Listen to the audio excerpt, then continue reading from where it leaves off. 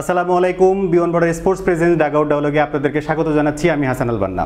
বাংলাদেশ এবং পাকিস্তান সিরিজের টি-20 ম্যাচ শুরু হয়ে গেছে। টি-20 সিরিজের এই অ্যানালাইসিস নিয়ে আমাদের সাথে উপস্থিত আছেন সৈয়দ আবিদ হোসেন সামি। ভাই আসসালামু আলাইকুম। ওয়ালাইকুম আসসালাম। কেমন আছেন? আলহামদুলিল্লাহ। আমরা গতকালকে দেখলাম বাংলাদেশের পাকিস্তান ফার্স্ট টি-20তে বড় একটা গল্প দেখলাম। এখানে আসলে যদি আমরা বলি যে জয়ের ধারা কিন্তু অব্যাহত রেখেছে। আপনার গতকালকের ম্যাচ নিয়ে যদি জানতে চাই। ডেফিনেটলি আমার কাছে মনে হয় যে Bangladesh played better cricket, Bangladesh played smarter cricket than Pakistan, এবং পাকিস্তান কন্ডিশনের সঙ্গে অ্যাডজাস্টমেন্টের তো একটা ব্যাপার আছে, পাকিস্তান সেই অ্যাডজাস্টমেন্টটা আসলে করতে পারে নাই। অন্যদিকে এই ধরনের কন্ডিশনে বাংলাদেশকে আমরা যদি দেখি যে ব্যাটিং ওয়াইজ বাংলাদেশ কিন্তু কলাপস করে লাস্ট কাপল অফ ইয়ার্স। আপনি যদি চিন্তা করেন স্টিকি কন্ডিশনগুলোতে উল্টো বাংলাদেশের ব্যাটিংটা কলাপস করার রেশিওটা অনেক বেশি, সেই জায়গাটাতে ব্যাটিংটা কলাপস করে নাই। পারভেজ ইমন চমৎকার একটা হাফ সেঞ্চুরি করেছেন, তাওহিদ ব্যাটেড ওয়েল, জাকের আলী অনেক যতটুকু সময় ব্যাটিং করেছেন he also showed some aggression, এক্সিকিউশনটা বেশ ভালো ছিল। বোলিং প্ল্যান ওয়াইজ মোস্তাফিজ এই ধরনের কন্ডিশনগুলোতে আনপ্লেয়েবল বোলিং তিনি করে থাকেন। শেখ মেহেদি তার পটেনশিয়াল অনুযায়ী আসলে অ্যাডজাস্টমেন্টটাও খুব ভালো মতো করেছেন। তাসকিনের কাছ থেকেও ভালো দেখা গেছে, লিটন কুমার দাসের ক্যাপ্টেন্সি ভালো ছিল। সব কিছু মিলিয়ে আমার কাছে মনে হয়েছে in every departments I think Bangladesh were better than Pakistan, এবং পাকিস্তানের এক্সিকিউশনটা অনেক খারাপ ছিল। ভাই আমরা গতকালকের ম্যাচের পর থেকে পাকিস্তানের কোচ মাইক হেসেন থেকে শুরু করে ক্যাপ্টেন, এবং এর আগের দিনও হচ্ছে আমরা লিটন দাসকে একটু ফান করে কথা বলতে দেখেছি। আসলে পিচ কি অনেক আনপ্লেয়েবল ছিল, যার কারণে আসলে পাকিস্তান এরকম কলাপস কিংবা ওরা যেটাকে আসলে ব্লেম করছে যে আসলে পিচ অনেক খারাপ, এটাতে খেললে আসলে বাংলাদেশের ব্যাটিং লাইন আপ অনেক ভালো করবে না ইন্টারন্যাশনাল মঞ্চে, এটা কি আসলে কিভাবে চিন্তা করতেছে? পিচ যদি আনপ্লেয়েবল থাকতো কিংবা পিচ যদি খুব আনইভেন থাকতো তাহলে তো বাংলাদেশ 7 উইকেট হাতে রেখে জয়লাভ করে না, সেটা একটা ফ্যাক্টর। হ্যাঁ, এটা তো অবশ্যই যে আপনি জুলাই মাসে, যেটা বাংলাদেশের একটা ভরপুর মনসুন সিজন, এখানে আপনি একদম টপ কোয়ালিটির পিচ প্রডিউস করতে পারবেন না, সাইন্টিফিক্যালি সেটা আসলে পসিবল না। কারণ যেটা হয় সেটা হচ্ছে আপনি যদি একদম টপ কোয়ালিটির পিচের কথা চিন্তা করেন সেক্ষেত্রে দুইটা বিষয় খুব গুরুত্বপূর্ণ। একটা হচ্ছে আপনার পিচটা ড্রাই হওয়াটা খুব গুরুত্বপূর্ণ, অর্থাৎ সূর্যের আলোটা পাওয়া খুব গুরুত্বপূর্ণ। আরেকটা বিষয় হচ্ছে আপনি যদি সূর্যের আলো না পান আর্টিফিশিয়ালি পিচটা ড্রাই করতে হয়। এখন দুইটার কোনোটাই কিন্তু আসলে ঠিকঠাক মতো করা যায় না, কারণ গেল এক সপ্তাহে যে প্রবলেমটা ছিল প্রচুর পরিমাণে বৃষ্টিপাত হয়েছে। যেহেতু প্রচুর পরিমাণে বৃষ্টিপাত হয়েছে, এক নম্বর বিষয় সেটা হচ্ছে যে সূর্যের আলোটা পাওয়া যায় না, সো সানলাইট পাওয়া যায় না, পিচটাকে ড্রাই করা যায় না। আর দ্বিতীয়ত যে বিষয়টা সেটা হচ্ছে যে একদম পিচের রুট থেকে যেটাকে ড্রাই করার যে একটা আর্টিফিশিয়াল পদ্ধতি আছে সেটাও করা সম্ভব হয়নি, কারণ এক্সেসিভ রেইনফল। সো একজন কিউরেটর যখন দিনে 7 বা 8 ঘন্টা কাজ করেন তার মধ্যে 6 বা 6.5 ঘন্টায় কিন্তু বৃষ্টিতে চলে গেছে, পিচটা কাভার্ড করা ছিল বেশি, সো ময়েশ্চার কন্টেন্টটা অনেক বেশি থাকে। আরেকটা বিষয় সেটা হচ্ছে যে এই জুলাই মাসে বা আগস্ট মাসে যে প্রবলেমটা হয় সেটা হচ্ছে হিউমিডিটি অনেক বেশি থাকে বাংলাদেশে, যেটা 80% ওপরে। সো আলটিমেটলি তখনও কিন্তু পিচ ড্রাই করা সম্ভব হয় না। সো এই সিজনটাই কিন্তু আসলে আমাদের অফ সিজন। এই সিজনটাতে মূলত আমাদের যেটা হয় যে স্কিল ট্রেনিং চলে কিংবা ফিটনেস ট্রেনিং চলে। এই সিজনটা ইন্টারন্যাশনাল ক্রিকেটের সিজন না বাংলাদেশে, তারপরও কিন্তু বেটার এই সিজনকে কেন্দ্র করে যতটুকু বেটার উইকেট প্রডিউস করা সম্ভব আমার কাছে মনে হচ্ছে ততটুকু বেটার উইকেট প্রডিউস করেছে মিরপুর শেরেবাংলা স্টেডিয়াম। খুব বেশি আনপ্লেয়েবল কিন্তু ছিল না, আপনি কিন্তু বল লো হতে দেখেন নাই, বলে ইভেন বাউন্স ছিল। হ্যাঁ, প্রথম ইনিংসে যেহেতু দুপুরবেলায়ও কিন্তু মিরপুরে বৃষ্টি হয়েছে, সো ওই কন্ডিশনটা, ওই যে ময়েশ্চার কন্টেন্টটা প্রথম ইনিংসে কিন্তু থাকবেই, ওইটাই ছিল।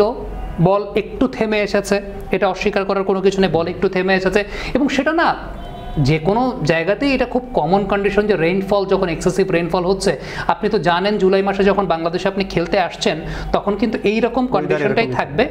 দ্বিতীয় ইনিংসে কন্ডিশন গট বেটার, ফ্লাড লাইটের আলোরও কিন্তু একটা হিট আছে, উইকেট কিন্তু ড্রাই হওয়ার টাইম পেয়েছে। সো উইকেট খোলা ছিল, উইকেট ড্রাই হওয়ার টাইম পেয়েছে, একটা ইনিংস খেলা হয়েছে।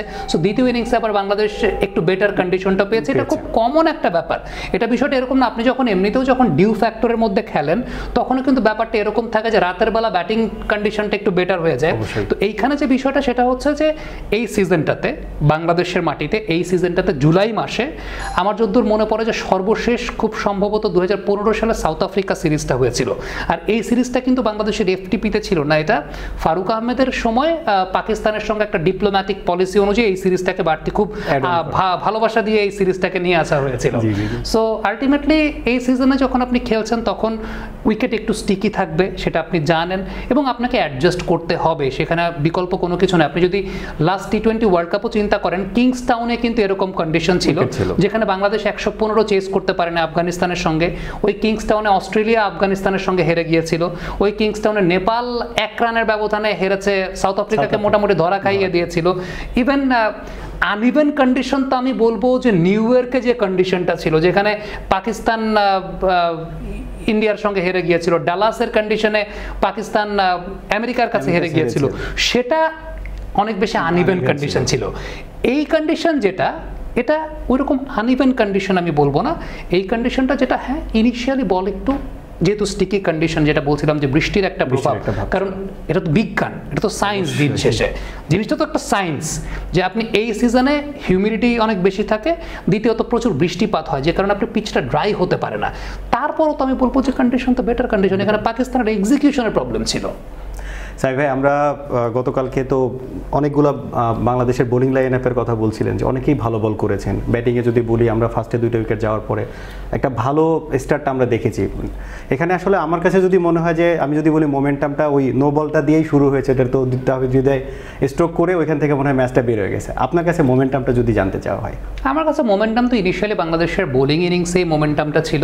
বাংলাদেশের বোলিং সাম্প্রতিক সময় কিন্তু বেশ ভালো। আপনি যদি শুধুমাত্র কন্ডিশনের কথা বলেন যে এই কন্ডিশনের সুবিধা লাগিয়ে বাংলাদেশ ভালো বোলিং করেছে, বাংলাদেশ কিন্তু ডাম্বুলার বেশ ভালো কন্ডিশনেও কিন্তু শ্রীলঙ্কাকে 94 রান অল আউট করে দিয়েছিল। কলম্বোতেও এখানকার থেকেও বেটার কন্ডিশন ছিল, সেখানে কিন্তু 138-39-এর মধ্যে আটকে দিয়েছিল শ্রীলঙ্কাকে। তাও সেটা কিন্তু 110-11 হতে পারতো যদি লাস্ট ওভারে দাসুন সানাকা ওই 20 রানের মতো শরীফুলের একটা ওভারে নিয়েছিলেন, সেটা যদি না নিতে পারতো। সো সেখানেও কিন্তু সিনারিওটা এরকম। তো দ্যাট মিনস বাংলাদেশের বোলিংয়ের পয়েন্ট অফ ভিউ থেকে বেটার ডাইমেনশনাল বোলিং। আপনি একটু চিন্তা করে দেখেন যে এই দলটাতে অনেক কিছুই কিন্তু আছে। শেখ মেহেদির মতো একজন অফ স্পিনার আছেন যিনি খুব কোয়ালিটিফুল অফ স্পিনার, একজন লেগ স্পিনার আছেন রিশাদের মতো, 2টা ডাইমেনশন, মোস্তাফিজের মতো একজন মিড ওভার্সের বোলার আছেন, আর নতুন বলে বোলিং করার জন্য আপনি যদি শরীফুল বা এই জায়গাটা অল্টার করে, সো ডাইমেনশন কিন্তু অনেক ভালো বাংলাদেশের বোলিংয়ের। এবং সেটা শুধুমাত্র এই কন্ডিশনকে বিবেচনা করে না, আপনি কিন্তু শ্রীলঙ্কার কন্ডিশনেও কিন্তু বেটার বোলিং করে এসেছেন। সো আমি তো বলবো যে বোলিং ইনিংসে মোমেন্টামটা বেশ ভালো ছিল বাংলাদেশের, এবং বোলিং ইনিংসে মোমেন্টামটা ভালো থাকার পর শেখ মেহেদিকে যদি আপনি খেয়াল করে দেখেন, ইনিশিয়ালি কিন্তু প্রথম ওভার 10 রানের মতো দিয়েছিলেন, তখন একটু সামনের দিকে বোলিং করছিলেন। যখন বুঝতে পেরেছেন যে না, এই কন্ডিশনটাতে একটু সামনে একটু পেছনের দিকে বোলিং করলে আর পাকিস্তানের ব্যাটসম্যানরা সবাই শর্ট খেলতে যাচ্ছে, সো আলটিমেটলি তখন পেছনে বোলিং করেছেন। একটা স্মার্ট ক্রিকেট আমি বলবো, একদম স্মার্ট ক্রিকেট খেলেছেন। মোস্তাফিজ একটু স্টিকি কন্ডিশন অনেক বেশি আনপ্লেবল হয়ে যান, সেটা আমরা জানি। দ্যাট ডাজ নট মিন যে মোস্তাফিজ অন্য কন্ডিশনগুলোতে ভালো বোলিং করছেন না। আপনি যদি আইপিএল চিন্তা করেন, এই বছর আইপিএলে খেলতে গিয়ে তার দলের মধ্যে কিন্তু তিনি যে ম্যাচগুলো খেলেছেন, তিনি বেস্ট পসিবল বোলার পারফর্মার। আপনি যদি চিন্তা করেন যতগুলো ম্যাচ মোস্তাফিজ খেলেছেন এই বছর, মিরপুরে তো কালকের আগে আর ম্যাচ খেলা হয়নি, সো যতগুলো ম্যাচ মোস্তাফিজ খেলেছেন সবগুলো ম্যাচে বাংলাদেশ জয়লাভ করেছে। আরব আমিরাতে গিয়ে যখন খেলেছেন সেখানেও বাংলাদেশ জয়লাভ করেছে। লাস্ট শ্রীলঙ্কার সঙ্গে 2টা T20 ম্যাচ, সেখানেও কিন্তু মোস্তাফিজ থাকার পরে বাংলাদেশ পরের 2টাতে জয়লাভ করেছে। সো আমি বলবো যে মোস্তাফিজের বোলিং একটা অনেক বড় ভাইটাল ফ্যাক্টর বাংলাদেশের জন্য, শুধুমাত্র not only for this particular condition but for universal conditions as well. So সব কিছু মিলিয়ে আমার কাছে মনে হয় যে বাংলাদেশ প্লেড বেটার ক্রিকেট বা played smarter cricket than Pakistan. এবং পাকিস্তানের এই জায়গাটা এক্সিকিউশনটা অনেক বড় প্রবলেম ছিল। তারা শুধুমাত্র মনে হচ্ছে ছক্কা মারতেই গিয়েছিল। I am pretty much sure if there was Babar Azam or Mohammad Rizwan or Chacha Iftikhar, that could have been a different ball game. হয়তোবা এই রানটাই যেটা তারা 111 করেছে, 150-60, ইভেন 2টা রান আউট হয়েছে। আপনি যদি চিন্তা করেন, ওই 2টা রান আউট তো নিশ্চয়ই কন্ডিশনের কারণে হয় নাই। ফখর জামান ইফ হি কুড কন্টিনিউ, সেই রানটা 140-50-এ গিয়ে উঠতে পারতো। সো এবং 140-50 T20 ক্রিকেটে যে কোনো কন্ডিশনে it's good score, not bad at all. ধন্যবাদ সামি ভাইকে। আমরা সামি ভাইয়ের কাছ থেকে এতক্ষণ জানছিলাম বাংলাদেশের পাকিস্তানের বিপক্ষে জয়লাভের অনেকগুলো ইনসাইট। এ পর্যায়ে আমরা যেতে চাই প্রতীক ভাইয়ের কাছে। আহমেদ রেজন প্রতীক ভাই, সার্টিফাইড পারফরমেন্স অ্যানালিস্ট, উনি আছেন আমাদের সাথে ম্যাচের আরও কিছু বিশ্লেষণ নিয়ে। ধন্যবাদ আপনাকে। তো ম্যাচ বিশ্লেষণের শুরুতে আমি একটু স্কোর লাইনটা বলতে চাচ্ছি যে গতকাল পাকিস্তান এবং বাংলাদেশের মধ্যে প্রথম টি-20 ম্যাচ অনুষ্ঠিত হয় এবং এখানে বাংলাদেশ 7 উইকেটে জয়লাভ করে। প্রথমে পাকিস্তান ব্যাট করে এবং তারা নির্ধারিত 20 ওভারে 110 রান অল আউট হয়ে যায়। পার্টিকুলারলি তার 19 ওভার 3 বলে অল আউট হয়। বাংলাদেশের হয়ে তাসকিন আহমেদ সর্বোচ্চ 3টি উইকেট নেন। উনি 3 ওভার 3 বল বোলিং করে 22 রান খরচা করে 3টি উইকেট নেন এবং মোস্তাফিজুর রহমান উনি খুবই মাইজারলি একটা স্পেল করেন। জি, উনি 4 ওভার বোলিং করে মাত্র 6 রানে 2টি উইকেট নেন। ইন টার্মস অফ ইকোনমি এটা বোধহয় বাংলাদেশের কোনো বোলারের বেস্ট এভার বোলিং যদি বলা হয়। জি। সো এটা হচ্ছে পেসারদের ভূমিকা ছিল গতকাল বাংলাদেশের পক্ষ থেকে এবং পাশাপাশি তানজিম হাসান সাকিব উনি 4 ওভার বোলিং করে 20 রান খরচা করে 1টি উইকেট নেন। তো মিরপুরের এই উইকেটে গতকালকে আমরা যেটা দেখেছি যে আমরা এক্সপেক্ট করছিলাম যে উইকেটটা একটু স্লো বা লো হবে, সেই ক্ষেত্রে অনেক আশা করছিলেন যে স্পিনাররা খুব ভালো সহযোগিতা পাবে, কিন্তু ট্রেডিশনালি আমরা কিন্তু দেখে এসেছি বিগত কয়েকটা বছরে পেসারও কিন্তু বেশ ভালো করে এবং গতকালকে বাংলাদেশের পেসার 3 জন মিলে তাসকিন আহমেদ, মোস্তাফিজুর রহমান এবং তানজিম হাসান সাকিব তারা 6টি উইকেট নিয়েছেন। 3টা রান আউট হয়েছে এবং একটি মাত্র সলিটারি উইকেট, সেটা শেখ মেহেদী নিয়েছেন স্পিনার হিসেবে এবং উনি খরচে ছিলেন। হ্যাঁ, খরচে ছিলেন। হ্যাঁ, তো পাকিস্তানের পক্ষে ফাকার জামান উনি সর্বোচ্চ 44 রান সংগ্রহ করেন। তো পাকিস্তান ইনিংস আসলে খুব বেশি কিছু বলার ছিল না। দুইজন মনে হয় আমাদের যদি বলি পাকিস্তানের দুইজন ব্যাটসম্যান হচ্ছে 2 অঙ্কের ঘর, 3 জন আব্বাস আফ্রিদি, খুশদিল শাহ এন্ড ফাকার জামান। এখন যদি আমরা বাংলাদেশের ইনিংসের কথা বলতে চাই, শুরুতে আমরা চেস করতে গিয়ে ছোট একটা মানে কলাপসের মতো বলতে পারি আমরা, মিনি কলাপস। 7-8 রানে একটা, হ্যাঁ, তানজিদ হাসান তামিম এবং লিটন দাস তারা খুব চিপলি আউট হয়ে যান এবং at one stage Bangladesh were 8 for 2। তখন কিন্তু মনে হচ্ছিল যে স্কোরটা আদৌ চেস ডাউন হবে কিনা, কজ বাংলাদেশের কিন্তু কালকে টেইলটা একটু লম্বা ছিল। আপনি যদি খেয়াল করে দেখেন নাম্বার 7 এ শেখ মেহেদী, নাম্বার 8 এ রিশাদ হোসেন এবং নাম্বার 9 এ তানজিম হাসান সাকিব, এরকম একটা লাইন আপ গতকালকে ছিল। 9 নাম্বার 10 নাম্বার ব্যাটসম্যান পর্যন্ত ব্যাট করতে পারে। এখন বিষয়টা কেমন হতো যে ধরেন যদি আরেকটা উইকেট সেই মোমেন্টে পড়ে যেত পাওয়ার প্লের ভেতরে, তাহলে কিন্তু আমাদেরকে শামীম হোসেন পাটোয়ারি এবং জাকির আলীকে পাওয়ার প্লেতে এক্সপোজ করে দিতে হতো। সো এই ভয়টা কালকে আমার হচ্ছিল, আশঙ্কাটা হচ্ছিল, কিন্তু লাকিলি এবং কিছুটা ভাগ্য সুপ্রসন্ন ছিল। তাহিদ হৃদয় এবং পারভেজ হোসেন ইমন পাওয়ার প্লেটা খুব সেফলি নেগোশিয়েট করেন। তাহিদ হৃদয়ের কিন্তু মানে ক্যাচ ড্রপ হয়েছিল এবং একই বলেই তার একটা রান আউট চান্সে পাকিস্তান মিস করে। সো ম্যাচটা যদি আমরা বলতে চাই যে কোথায় আসলে দুটো দলের মধ্যে পার্থক্য হয়েছে, তার একটা পোর্শনের কথা যদি আমরা বলি, পাওয়ার প্লেতে কিন্তু অনেকটুকু ডিফারেন্স ক্রিয়েট হয়ে গিয়েছে। পাকিস্তান যখন তাদের ব্যাটিং ইনিংসে ছিলেন, তাদের 6 ওভারে 4 উইকেট খরচা করে 41 রান সংগ্রহ করেন পাকিস্তান দল। এই পক্ষান্তরে বাংলাদেশ কিন্তু মাত্র 2টি উইকেট হারায় এবং তারা 38 রান সংগ্রহ করে।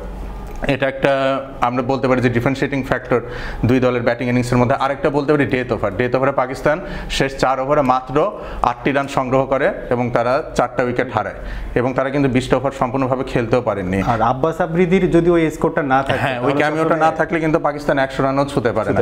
এখানে অনেক ইফস এন্ড বাটস রয়েছে। আমরা যদি বলি যে ফাকার জামান এবং মোহাম্মদ নওয়াজ যদি রান আউট না হতেন, সেক্ষেত্রে কিন্তু পাকিস্তানের সংগ্রহটা বড় হতে পারত। ফাকার জামানের ক্যাচ ড্রপ না হলে আবার উনি শুরুতে আউট হতে পারতেন। সো অনেক ইফস এন্ড বাটস থাকে, but it's all part of the game. Overall it was a clinical performance from Bangladesh. ধন্যবাদ প্রতীক ভাই। সামি ভাই, আমরা গতকালকে মুস্তাফিজের বোলিং নিয়ে আপনি এর আগে শ্রীলঙ্কা সিরিজেও কথা বলছিলেন যে অলওয়েজ আপনার কাছে প্রায়োরিটি যে মোমেন্টামটা ওর কাছ থেকেই আসলে আসে। গতকালকে আমরা আরও কিছু ভালো বোলিং দেখেছি, তাসকিনের বোলিং দেখেছি। বাংলাদেশে যদি ওভারঅল বোলিং পারফরমেন্সটাকে যদি আপনি বলেন। তাসকিন আহমেদ ইনিশিয়ালি সাইমায়ুব যে উইকেটটা তাসকিনকে দিয়েছেন, এটা অস্বীকার করার কোনো কিছু নয় যে উইকেটটা যদি আরেকটু বেটার থাকতো, তাসকিনের বলের যে পেস এটা বেরিয়ে যেতে পারতো, সেই সম্ভাবনাও কিন্তু ছিল। তাসকিনের একটা জায়গা তো আমি অবশ্যই বলবো যে আরেকটু বেটার কন্ডিশনে টি-20 ক্রিকেটে তাসকিন কতটুকু এফেক্টিভ সেটা নিয়ে একটা আলোচনার জায়গা তো অবশ্যই আছে। তানজিম হাসান সাকিবকে নতুন বলে আমরা আসলে খুব বেশি ব্যবহার করছি না নাওয়াদেস, যদিও তানজিম হাসান সাকিবের নতুন বলে কার্যকারিতাটাই বেশি বলে আমার কাছে মনে হয়। এটা একটা বিষয়। মুস্তাফিজ তার মতো করে মিড ওভার্সে বোলিং করছেন। শেখ মেহেদী আছেন, শেখ মেহেদী নতুন বলে উইকেট পারচেস করে দিচ্ছেন, মিড ওভার্সেও ভালো উইকেট নিচ্ছেন, ডেথ ওভার্সেও বোলিং করতে পারেন। রিশাদ ইজ দেয়ার, রিশাদের কন্ট্রোল বেশ ভালো হয়েছে এবং এখন জোরের ওপর বোলিং করা শিখছেন। সব কিছু মিলে আমার কাছে মনে হয় যে বাংলাদেশের এই বোলিং অ্যাটাকে একটা ডাইমেনশন আছে এবং এতগুলো ডাইমেনশন এর আগে কখনো বাংলাদেশের বোলিং অ্যাটাকে ছিল বলে আমার কাছে মনে হয় না।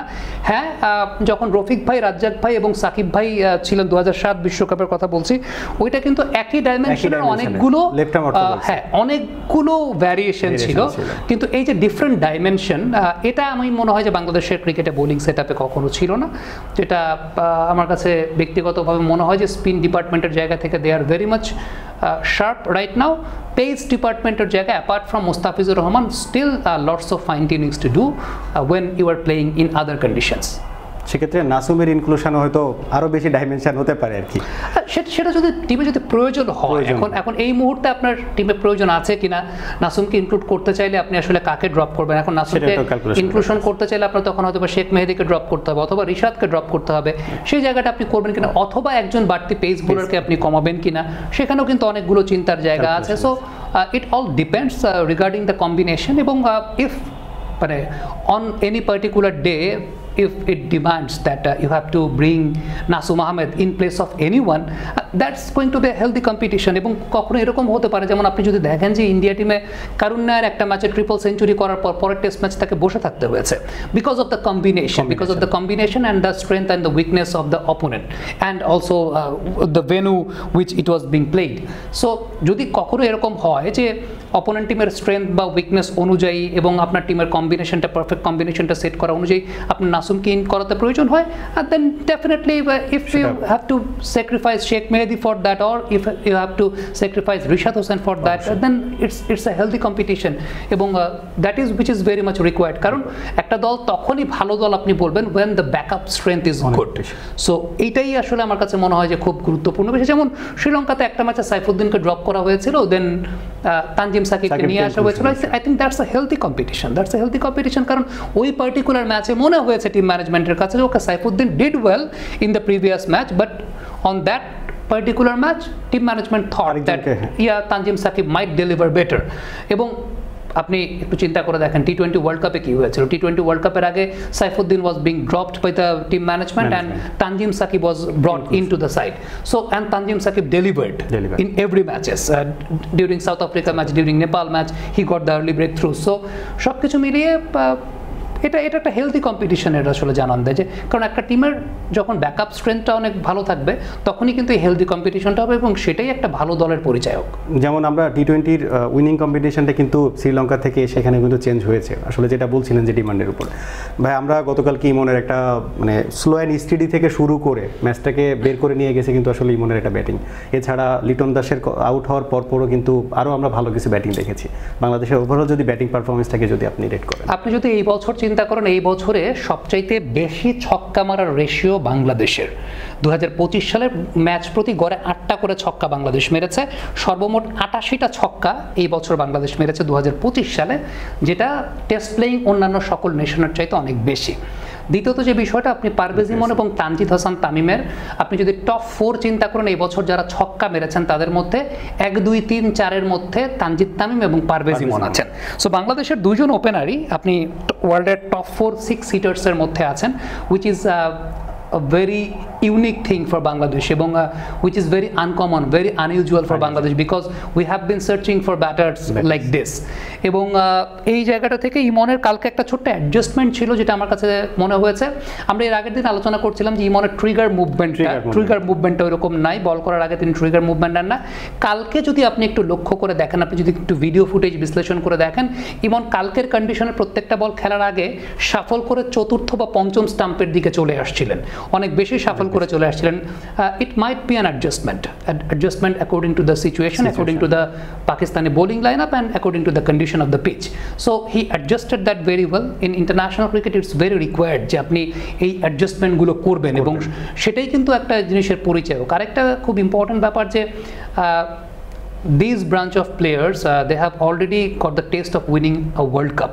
Tanjid Tamim, Parvez Imon, Tawhid Hridoy, Shoriful, they have all won a World Cup, এবং so that's the positive nature they have, that's the thing, they're very much aggressive in nature, এবং they're fearless.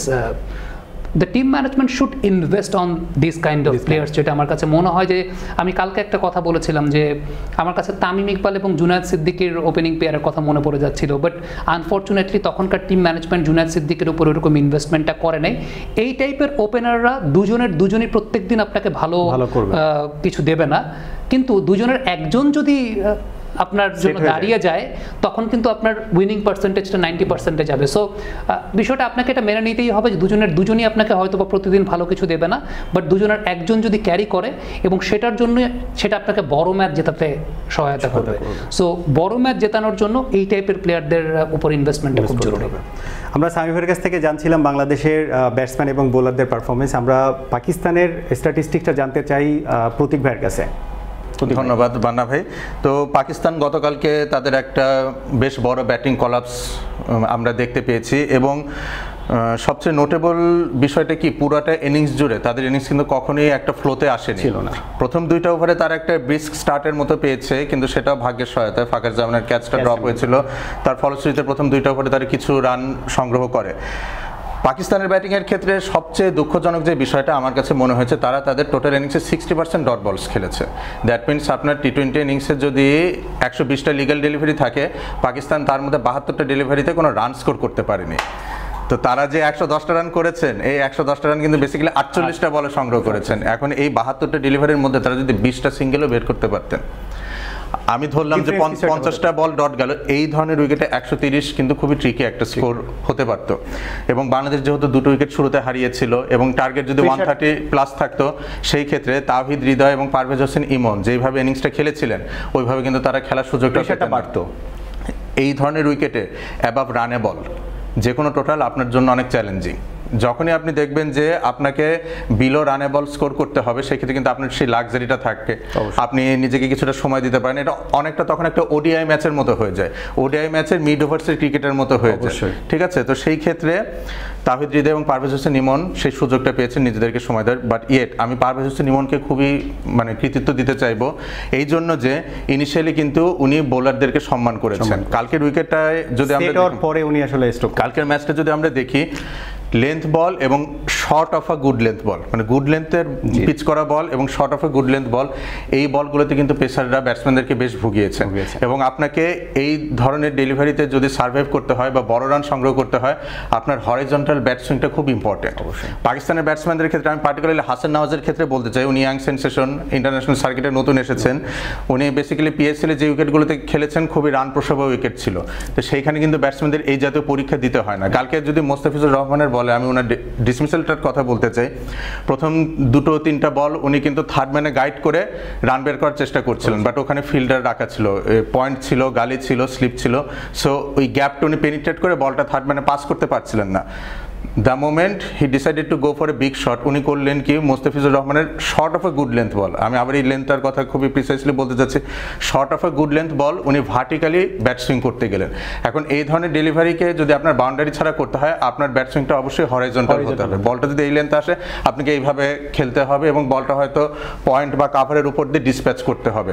আর উনি exactly তার অপোজিটটা করেছেন, উনি mid on clear করতে চেয়েছেন, vertical bat swing করেছেন এবং মোস্তাফিজুর রহমানের ডেলিভারিগুলো যাতে অ্যাংলিং আওয়ে ডেলিভারি, উনি কিন্তু থার্ড ম্যানে ধরা দিয়েছেন। সো এই ধরনের অ্যাডজাস্টমেন্টগুলো পাকিস্তানের ব্যাটসম্যানদের করতে পারা উচিত ছিল অ্যাজ এ প্রফেশনাল টিম, কিন্তু এরকম হয়ে থাকে। আপনি যখন আপনার দেশের লোকাল টি20 টুর্নামেন্ট একদম প্রপার ব্যাটিং উইকেটে খেলে আসবেন, ইভেন তার পরবর্তীতে পাকিস্তানের যে টি20 ম্যাচগুলো হয়েছে সেখানেও কিন্তু ব্যাটিং উইকেট ছিল, বাংলাদেশ কিন্তু অনেক স্ট্রাগল করেছে পাকিস্তানের মাঠে যে খেলে আসছে। সো এই ধরনের উইকেটে এসে ইউজড হতে তাদের কিছুটা সময় লেগেছে। আরেকটা কথা আমি বলতে চাই, 3টা রান আউটের মোড যদি দেখি, apart from the dismissal of Salman Mirza, last ওভারের জন্য রান আউট হলেন, এই দুটো ছাড়া মোহাম্মদ নওয়াজ এবং ফাকার জামান, এই 2টা রান আউটই কিন্তু মূলত আমি বলবো যে ম্যাচের ফেট ডিসাইড করেছেন, কারণ রান আউট দুটো যদি না হতো Pakistan could have easily scored over 130।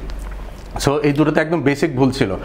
Mohammad নওয়াজের run আউটের কথা যদি আমরা বলতে চাই, ইট ওয়াজ ফাকার জামানস কল, এবং উনি কল করে পিছপা হয়েছেন। Mohammad Nawaz responded to his call এবং হি ওয়াজ সোল্ড ডাউন দ্য রিভার, যেটা আমরা বলে থাকি আর কি। এবং মানে যে কর্মফল যদি আমরা বলে থাকি, আইরনিক্যালি ফাকার জামানের ক্ষেত্রে একই ঘটনা ঘটেছে। খুশদিল শাহ মুস্তাফিজুর রহমানের বলে থার্ড ম্যানে বলটা গাইড করে সিঙ্গেল নিয়েছিলেন, এবং সিঙ্গেল কমপ্লিট করার পরে ডাবলের কলটা কিন্তু খুশদিল শাহ দিয়েছিলেন, এবং হাফ দ্য ওয়ে যাওয়ার পরে উনি কিন্তু ফাকার জামানকে না করেন। তো এইগুলো হচ্ছে কি বেসিক মানে কিছু ত্রুটি। ধরেন যখন আপনি ডেঞ্জার এন্ডে যাবেন, যেই ব্যাটারটা ডেঞ্জার এন্ডে যাবেন কলটা তার হবে অবশ্যই। তো সেই ক্ষেত্রে খুশদিল শাহর কল ছিল, ফাকার জামানের রেসপন্সিবিলিটি এটাই ছিল তার কলে রেসপন্ড করা। অবশ্যই he did the right thing. Fakhar Zaman ঠিক কাজ করেছেন, কিন্তু খুশদিল শাহ মাঝপথে পিছপা হয়েছেন, যেটা উনি করতে পারতেন যেহেতু ফাকার জামান উইকেটে সেট ছিলেন, এবং উনি কিন্তু বেশ দারুণ কিছু শট খেলছিলেন। উনি স্পিনারদের বলে লেন্থটা খুব ভালো ম্যানেভার করতে পারছিলেন। উনি কখনো স্টেপ ডাউন করে খেলেছেন, কখনো ক্রিজের ডিপে এসে কাট শট নেগোশিয়েট করেছেন। পেসারদের বলেও উনি বেশ ভালো খেলছিলেন, স্বাচ্ছন্দ্য ছিলেন। শামীম পাটোয়ারির বলে কিন্তু উনি একটা বেশ দারুণ ইনসাইড আউট শট খেলেছিলেন। So he was doing good. তো সেই মোমেন্টে খুশদিল শাহ যদি নিজেকে স্যাক্রিফাইস করতেন, সেই ক্ষেত্রে পাকিস্তানের টোটালটা আরেকটু হয়তো বড় হতে পারত। জি জি। তো এটা গেল হচ্ছে পাকিস্তানের টপ অর্ডার ব্যাটিং এর ক্ষেত্রে। আর যখন এই ধরনের উইকেটে আপনার top order middle order flop করবে, সেই ক্ষেত্রে লোয়ার মিডল অর্ডারদের এসে ভালো করা খুব মুশকিল। আব্বাস আফ্রিদি মানে আমরা যা এক্সপেক্ট করেছিলাম তার থেকে অনেক ভালো একটা ইনিংস খেলেছেন। হয়তো সেই অবস্থান থেকে আর কিছুটা যেটা ভালো হতে পারতো সেটা হচ্ছে ফাহিম আশরাফের কাছ থেকে যদি তারা কিছুটা রান পেতে পারতেন। উনি 10 বলে মাত্র 5 রান করেন। কিন্তু আসলে বিষয়টা কেমন যে মিরপুরের এই ধরনের উইকেটগুলোতে বল যখন আপনার একটু পুরনো হবে, সেই ক্ষেত্রে আপনার বলটা ইনিশিয়ালি ক্রিজে এসে টাইম করা খুব মুশকিল। কারণ মিরপুরের উইকেটটা হচ্ছে it's a bit two paced wicket. আপনার একই লেন্থে বল পরে কিছুটা একটু টেনিস বল বাউন্সের মতো হবে, আবার কিছু বল আমরা গতকালকে দেখেছি খুব স্টিপ বাউন্স করেছে, এবং that quick and up after it drops into the wicket. So overall বলতে গেলে পাকিস্তানের জন্য মানে একটা ভরপুর স্ট্রাগলেরই দিন ছিল। তো আশা করি তারা তাদের এই ইস্যুগুলো অ্যাড্রেস করে বিষয়গুলোকে রেকটিফাই করে সামনের ম্যাচে আরেকটু বেটার পারফরমেন্স নিয়ে আসতে হবে। But it would be tough. আমি আবার বলছি, এই উইকেট যদি এরকমই থাকে, পাকিস্তানের যে লাইন আপটা রয়েছে তাদের লাইন আপে প্রত্যেকে শর্টস খেলতে পছন্দ করে, এবং আপনাকে যখন ডিসাইড করতে হবে যে কোন ধরনের লেন্থে কোন ধরনের শট খেলতে হবে, এত ভেবেচিন্তে খেলতে গেলে কিন্তু এই ধরনের ব্যাটারদের জন্য একটু মুশকিল। তারা হচ্ছে খুবই ফ্রি ফ্লোয়িং ব্যাটসম্যান। আপনি পিএসএল যদি উইকেটে খেলা দেখে থাকেন, সাইম আয়ুব বলেন, সাহিবজাদা ফারহান বলেন, হাসান নওয়াজ বলেন, তারা কিন্তু বলে শট খেলে অভ্যস্ত। কিন্তু এখানে কেমন আপনাকে সময় দিতে হবে, উইকেটে থিতু হতে হবে। আপনি যদি পারভেজ হোসেন ইমনের ইনিংসটা দেখেন, পারভেজ হোসেন ইমনও কিন্তু শর্টস খেলেছেন। কখন খেলেছেন?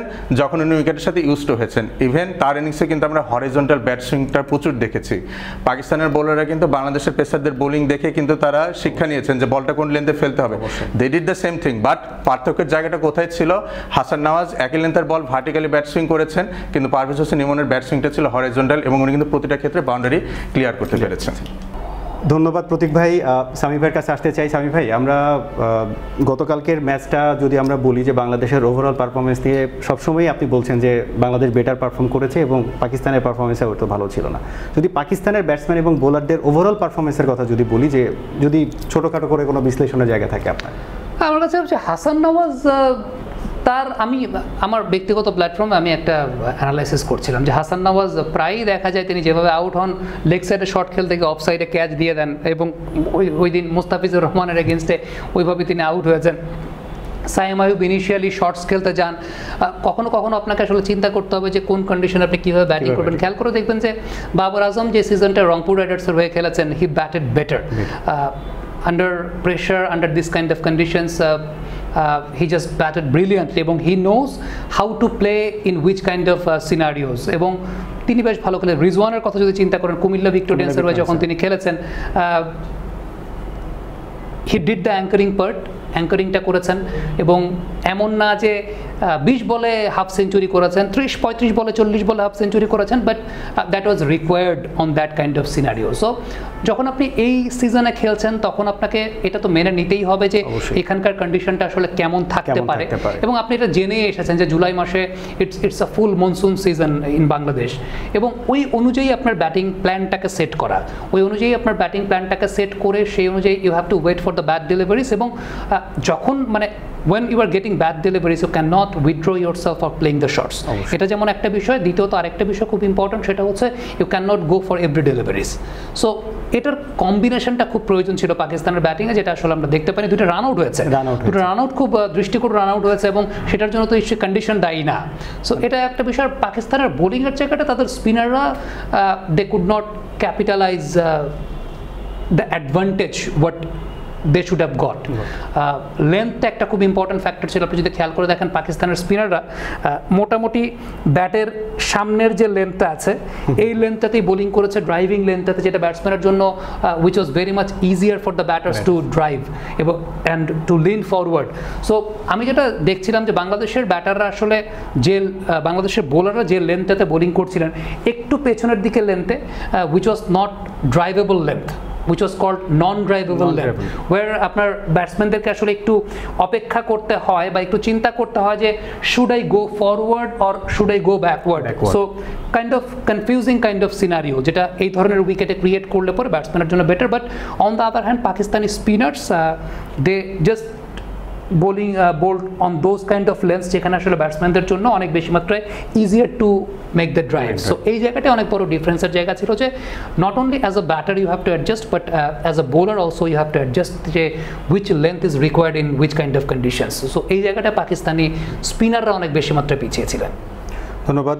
আমরা আবার প্রদীপ ভাইয়ের কাছে যাচ্ছি। বাংলাদেশ এবং পাকিস্তানের দ্বিতীয় টি-20তে তার কাছে কি প্রেডিকশন কিংবা কি অ্যানালাইসিস আছে সেটা জানতে। আচ্ছা, আসলে অ্যানালাইসিস করতে গেলে যেই টিমটা পরাজয় বরণ করে তাদেরকে নিয়ে কথা বেশি বলতে হয়। দর্শকরা হয়তো অনেকে বলতে পারেন যে পাকিস্তান টিম নিয়ে আমি কেন এত কথা বলছি বাংলাদেশ জয়লাভ করার সত্ত্বেও, বাট এটাই আসলে আমার কাজ, ভুল ত্রুটি নিয়ে কথা বলা, কার কোথায় ঘাটতি রয়েছে সেটা বলা। বাংলাদেশ হারলে হয়তো বাংলাদেশকে নিয়ে কথা বলতে বেশি হতো। সো সেকেন্ড টি-20তে পাকিস্তান টিমে আমি কিছু চেঞ্জেস এক্সপেক্ট করছি। Pakistan must include Sahibzada Farhan at the top. Okay, ঠিক আছে, এটার কোনো বিকল্প নেই। সাইম আইয়ুবকে অনেক ট্রাই করা হয়েছে, বারে বারে চেষ্টা করা হয়েছে এবং উনি কিন্তু আসলে আস্থার প্রতিদান দিতে পারছেন না।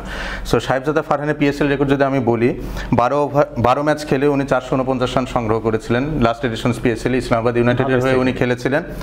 এখানে ওনার হাইয়েস্ট স্কোর ছিল 106, 106 রান। ওনার ব্যাটিং অ্যাভারেজ ছিল 37.41 এবং most importantly he batted with an average of 100 with a strike rate of 152.20। So এরকম একজন ব্যাটারকে সাইড লাইনে বসে রাখাটা আমার কাছে খুবই অমূলক মনে হচ্ছে। জানি না এই ধরনের উইকেট উনি কেমন করতে পারবেন, বাট দেখেন খেলাটা হবে খুবই কম রানের। বাংলাদেশও যদি আগে ব্যাট করে 130-40 এরকম রানের খেলা হবে, যেহেতু উনি ইনফর্ম রয়েছেন। উনি যদি 3-4 ওভার টিকে যান, প্রথম 4 ওভারে পাকিস্তানকে যদি 40 থেকে 50 রান তুলে দিতে পারেন ফাকার জামান এবং সাহেবজাদা ফারহান মিলে, তাহলে কিন্তু ম্যাচটা অনেকটা আবার বাংলাদেশের ক্ষেত্রে তাহিদ পারভেজ হোসেন ইমন যেভাবে ক্যারি ফরওয়ার্ড করেছেন সেভাবে হয়তো করতে হবে। ঠিক আছে, সো এই একটা change it's a must according to me. আরেকটা কাজ তারা করতে পারেন যে আমরা কিন্তু বরাবরই জেনে এসেছি যে বাংলাদেশ কিন্তু আনঅর্থোডক্স বোলিংয়ের এগেনস্টে বেশ স্ট্রাগল করেন। তো পাকিস্তানের বেঞ্চে কিন্তু একজন লেফট আর্ম রিস্ট স্পিনার রয়েছেন, বা আমরা চায়নাম্যান বোলার বলে থাকি যাকে, সুফিয়ান মুকিম। আমি পাকিস্তানের লোকাল ক্রিকেট ওনার বোলিং দেখেছি, বোলিংয়ে বেশ বাইট রয়েছে, যদিও লাইন এবং লেন্থের কন্ট্রোল কিছুটা কম, এবং এই ধরনের বোলাররা কিছু লুজ ডেলিভারি ওভার প্রতি দিয়েও থাকে। কিন্তু যেহেতু বাংলাদেশ স্ট্রাগল করে এই ধরনের বোলিংয়ে, তো আমি সুফিয়ান মুকিমকে দেখতে চাইবো in place of Fahim Ashraf. কারণ লাস্ট ম্যাচে ওনার বোলিংটা আমার কাছে খুব ইফেক্টিভ লাগেনি। পারভেজ হোসেন ইমন খুব সেফলি নেগোশিয়েট করেছেন এবং এই নেগোসিয়েশনের জায়গাটায় আসছে, এটা করা আরও একটু ইজি হয়েছে কারণ ফাহিম আশরাফ কিন্তু লাস্ট বিপিএল ফরচুন বরিশালের হয়ে খেলেছেন, পারভেজ হোসেন ইমন চিটাগং কিংসের হয়ে খেলেছেন জানা। হ্যাঁ, এবং বরিশাল এবং চিটাগং লাস্ট বিপিএলে 4 বার মুখোমুখি হয়েছে, রাউন্ড রবিন লিগে 2 বার, ওকে, প্লে অফে 1 বার, ফাইনালে 1 বার। সো ফাহিম আশরাফ আসলে কোথায় বল করতে পারেন না পারেন এটা পারভেজ হোসেন ইমনের কিন্তু খুব ভালো জানাও ছিল। সো যেহেতু সুফিয়ান মুকিমকে আগে দেখা হয়নি বাংলাদেশের ওভাবে এবং উনি ইন্টারন্যাশনাল সার্কিটে বেশ নতুন, আমি চাইবো ফাহিম আশরাফের জায়গায় সুফিয়ান মুকিমকে ইনক্লুড করা হোক। এতে হয়তো ব্যাটিংটা কিছুটা ছোট হবে, কিন্তু আমি বারে বারে একটা কথাই বলে থাকি, টি-20তে যদি আপনাকে ম্যাচ জিততে হয় আপনার বড় ব্যাটিংয়ের দরকার নেই, কিন্তু আপনার বোলিং অপশনটা অনেকগুলো থাকলে ভালো। সুফিয়ান মুকিমকে ইনক্লুড করলে হবে কি, আপনার ওদিকে যদি সাইম আইয়ুবকে ড্রপ করা হয়, সালমান আলী আগা অফ স্পিনারের সার্ভিসটা দিতে পারবেন, Mohammad Nawaz left arm orthodox bowling করবেন এবং Sufian Mukim left arm Chinaman, তাহলে স্পিনটা অনেক ভারসাম্যপূর্ণ হবে। এদিকে তো আপনার পেস বোলিং আবরার রয়েছেন, লেগ স্পিনার আবরার রয়েছেন। সো এই স্পিনটা কিন্তু খুব ফর্মিডেবল হবে এবং পাশাপাশি Salman Mirza left arm fast bowler এবং আব্বাস আফ্রিদি থাকবেন রাইট আর্ম পেসার হিসাবে। So that would look more organised আমার মতে। এটা গেল পাকিস্তানের ক্ষেত্রে। এখন বাংলাদেশের ক্ষেত্রে বিষয়টা কেমন, যখন আপনি বরাবরই ম্যাচ জিততে থাকবেন, খুব বেশি চেঞ্জেসের কথা মাথায় আসে না আসলে বাংলাদেশ। আমি নাসুম আহমেদকে একটু আনলাকি বলবো, কারণ টিমটা এখন খুব ভালো করছে, সেই জন্য তার হয়তো দলের সুযোগ পাওয়াটা খুব মুশকিল। কিন্তু মিরপুরে যদি আমরা আসি, নাসুম আহমেদের কিন্তু মিরপুরের রেকর্ডটা খুবই ইমপ্রেসিভ। ওনার ইকোনমি বিলো 6 এবং 12 ম্যাচে উনি 20টা উইকেট পেয়েছেন। এবং নাসুম আহমেদের ক্ষেত্রে সবচেয়ে গুরুত্বপূর্ণ বিষয়টিকে আমরা অনেক ম্যাচ আপস নিয়ে কথা বলি, যে লেফট আর্ম ব্যাটারদের এগেনস্টে লেফট আর্ম অর্থোডক্স বোলারদেরকে না দিতে, but he is used to do very good against left arm batters with the new ball. ঠিক আছে, আমরা টি-20 বিশ্বকাপে যেটা ইউএইতে সংগঠিত হয়েছিল, ওখানে প্রথম ওভারে নাসুম আহমেদ কুশাল পেরেরাকে বোল্ড করেছিলেন। হজরতুল্লাহ জাজাইর এগেনস্টে উনি Afghan opener left handed batter, তার এগেনস্টে নাসুম আহমেদের রেজাল্টটা বেশ ভালো। সো নতুন বলে কিন্তু উনি লেফট আর্ম ব্যাটারদের এগেনস্টে খুব ভালো বল করেন। ফাকার জামান রয়েছেন পাকিস্তানের লেফট আর্ম ব্যাটার হিসেবে, এবং সাইম আইয়ুবকে খেলাবে কিনা আমি শিওর না। বাংলাদেশে যদি চেঞ্জেস আসতে চায়, হয়তোবা নাসুম আহমেদকে রিশাদ হোসেনের জায়গায় ইনকর্পোরেট করানো হবে কিনা, এটা একটা ভাবনার বিষয় হতে পারে। কারণ রিশাদ হোসেনকে আমার লাস্ট ম্যাচে মানে খুব একটা ইফেক্টিভ মনে হয়নি, আর নাসুম আহমেদকে আমরা অনেকদিন ধরেই ক্যারি করছি। সো তাকে যদি একটা সুযোগ দেওয়া হয়, অনেকটা লাইক টু লাইক রিপ্লেসমেন্টই হবে। যদিও উনি finger spinner, Rishad Hossain wrist spinner, but তারা দুজনই ব্যাট হাতে কিছুটা রান এনে দেওয়ার ক্ষমতা রাখেন। আর পাশাপাশি নাসুম আহমেদ পাওয়ার প্লেতে খুব ভালো বোলিং করেও থাকেন। তো এটা একটা কনসার্নের জায়গা হতে পারে। আরেকটা বিষয় আমি সবসময় বলছি, এটা খুব অজনপ্রিয় কথা, অনেকের মতে অনেকে রাজি হবেন না, হয়তো সামি ভাইও রাজি হবেন না, কিন্তু আমি মেহেদী হাসান মিরাজকে নাম্বার 4-এ ব্যাটার হিসেবে দেখতে চাই। তাহিদ হৃদয়ের ক্ষেত্রে ওনাকে আমার মনে হচ্ছে উনি খুব স্ট্রাগল করছেন বিগত সময়ের সাথে। বর্তমানে যেটা তাকে বাহবা দিতে হবে যে he is not gifting his wicket away, উনি উইকেটে থাকার চেষ্টা করছেন, বাট ওনার ঘাটতিগুলো খুব মানে দৃষ্টিকটু লাগছে, চোখে পড়ছে আর কি। পাকিস্তানের সাথে ম্যাচেও কিন্তু উনি আবরার আহমেদের একটা মানে আউটগোয়িং ডেলিভারিতে ড্রপড হয়েছেন, ইনিশিয়ালি সালমান মির্জার বলে উনি ড্রপড হয়েছেন, এবং অফ সাইডের শর্ট রেঞ্জটা ওনার এখনও আমার খুব কম মনে হচ্ছে। ইভেন উনি যদি কিছু শট মানে ডেলিভারও করতে পারেন, সেই শটে আমার মনে হচ্ছে উনি পাওয়ারটা একটু ল্যাকিংস মনে হচ্ছে, শটের শক্তিটা কম আসছে। সো মেহেদী হাসান মিরাজ কিন্তু বিপিএলে টপ অর্ডারে ব্যাটিং করে অভ্যস্ত, ইনিশিয়ালি যদি 1-2 উইকেট পড়েও যায়, তো আমার মনে হচ্ছে কি যে পাওয়ার প্লেটা সার্ভাইভ করার মতো, এবং শামীম হোসেন পাটোয়ারি এবং জাকির আলী অনেককে প্রপার একটা প্ল্যাটফর্ম দেওয়ার জন্য as a pure batter in place of Towhid Hridoy, আমি মেহেদী হাসান মিরাজকে খেলানোর পক্ষে। ধন্যবাদ প্রতীক ভাইকে। সামি ভাই, আগামী 22 তারিখ, দ্যাট মিনস হচ্ছে আগামীকালকে হচ্ছে বাংলাদেশ পাকিস্তানের সেকেন্ড টি-20, লাইন আপটা কীভাবে চিন্তা করছেন দুই দলের? আমি তো বাংলাদেশের লাইন আপে আসলে খুব বেশি পরিবর্তনের পক্ষপাতী না, কারণ সিরিজটা নিশ্চিত করাটা খুব গুরুত্বপূর্ণ, এবং এই ধরনের কন্ডিশনে আপনি তো অবশ্যই বলতে পারেন যে নাসুম আহমেদের ইনক্লুশনটা ডিমান্ড করে, কিন্তু এই টিমটা তো খারাপ খেলছে না, এই টিমটা তো খারাপ করছে না। সো যদি পেস বোলারদের ওয়ার্কলোডে কোনো প্রবলেম না থাকে, একটা তো বিষয় থাকে যে পেস বোলারদের ওয়ার্কলোডের এনশিওর করতে হয়। সো যদি ওয়ার্কলোডে কোনো প্রবলেম না থাকে, সেম টিমই খেলতে পারে, আর ওয়ার্কলোড নিয়ে যদি একটু টিম ম্যানেজমেন্ট কনশাস হয়, তাহলে হয়তো বা পেস ইউনিট থেকে 1 বা 2টা চেঞ্জ আপনি চাইলে কিন্তু করতেই পারেন। কিন্তু as far as batting is concerned, as far as the spin department is concerned, I think they should go with the same team. The inclusion of Sheikh Mehdi has brought a very good balance into the side. So আমি যদি চিন্তা করি যে Tanzid Hasan Tamim, Parvez Hossain Emon, Litton Kumar Das batted at number 3, Towhid Hridoy at number 4, Jaker Ali Anik, Shamim Hossain Patwari সেই জায়গাটায় আছেন। I think it's a very good balanced batting line up, এবং সেই জায়গাটা তারপরে আপনার রিশাদ হোসেন আছে, তানজিম হাসান সাকিব আছেন। আপনি ফ্যাক্টর জায়গাটা হচ্ছে পেস ডিপার্টমেন্টে মোস্তাফিজুর রহমান তো থাকবেন।